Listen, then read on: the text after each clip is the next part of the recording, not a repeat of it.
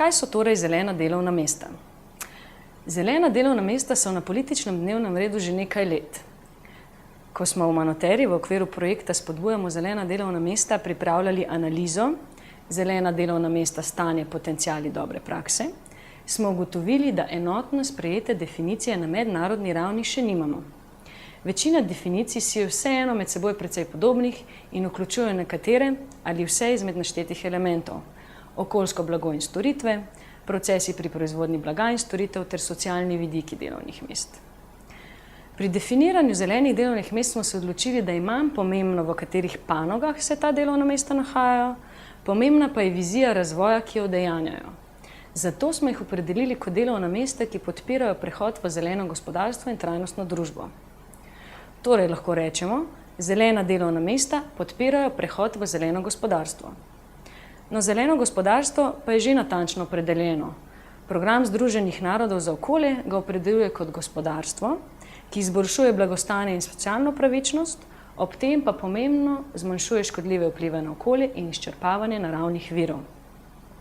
Običajno, ko govorimo o zelenem, pomislimo samo na okolje in naravne vire. Sedaj pa govorimo tudi o družbeni komponenti. Ta definicija zelenega gospodarstva postavlja blagostanje in socialno pravičnost celo na prvo mesto. No, ko govorimo o škodljivih vplivih na okolje, spomnimo, to so izpusti v zrak, vodo in zemljo, odpadki, zmanjšanje biotske raznovrstnosti in ogrožanje habitatov, zvočno in svetlobno onesnaženje, vpliv na krajino. Naravni viri pa so surovine, energenti, voda, rodovitna prst, oceani, zrak. Ko govorimo o zelenih delovnih mestih, govorimo o delovnih mestih, kjer se proizvajajo družbi in okolju prijaznejši produkti in storitve. Govorimo lahko pa tudi o delovnih mestih v ozelenjevanju poslovnih procesov, torej da delamo na družbi in okolju bolj prijazen način. Na področju ozelenjevanja poslovnih procesov pa moramo biti pri označevanju delovnih mest kot zelenih nekoliko previdni. Niso namreč vsa delovna mesta, ki prispevajo k povečanju energetske ali snovne učinkovitosti, avtomatično zelena. Tak primer je na primer proizvodnja električne energije iz premoga, ki ima ogromne škodljive vplive na okolje in zdravje ljudi. Učinkovitost proizvodnje električne energije v termoelektrarnah se je sicer v zadnjih desetletjih precej povečala, vendar pa to nikoli ne bo del zelenega gospodarstva. Za proizvodnjo električne energije namreč obstajajo čistejše alternative, kot so električna energija pridobljena iz obnovljivih virov energije ali pa zemeljskega plina. Zato delovnih mest v termoelektrarnah kljub izboljševanju učinkovitosti pri pridobivanju električne energije ne štejemo za zelena.